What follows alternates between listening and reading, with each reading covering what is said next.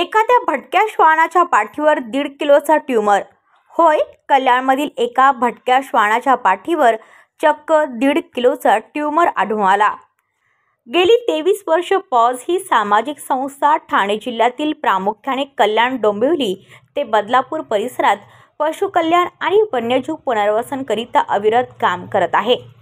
गेल्या आठवड्यात पॉजच्या हेल्पलाईनला एका श्वानाबद्दल कॉल आला की तो श्वान तळमळत आहे.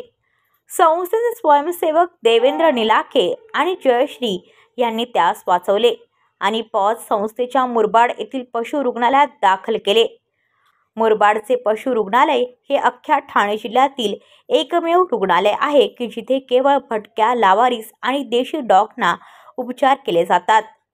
या श्वानासाठी कोणतीही आर्थिक मदत त्या फोन करणाऱ्याने केली नाही, परंतु निस्वार्थीपणे पॉज संस्थेने त्या डॉगवरील भार आर्थिक आणि पाठीवरील उचलला, असे संस्थे संचालक श्री निलेश भनगे यांनी सांगितले. अशा मोठ्या आणि गंभीर शस्त्रक्रिया करण्यासाठी कोणत्याही संस्थेकडे लगेच उपलब्धता नसते.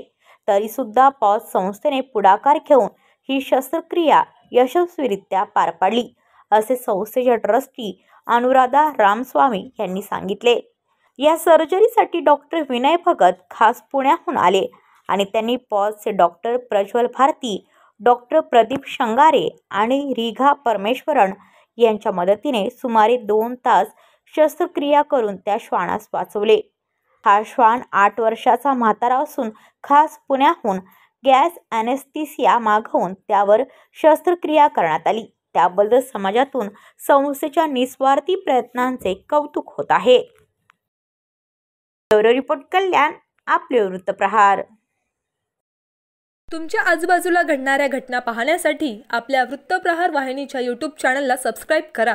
तसेच नव्या व्हिडिओची नोटिफिकेशन मिळवण्यासाठी बाजूला असलेल्या बेल आयकॉनवरती क्लिक करा. प्रत्येक बातमीला लाईक करा आणि शेअर करा.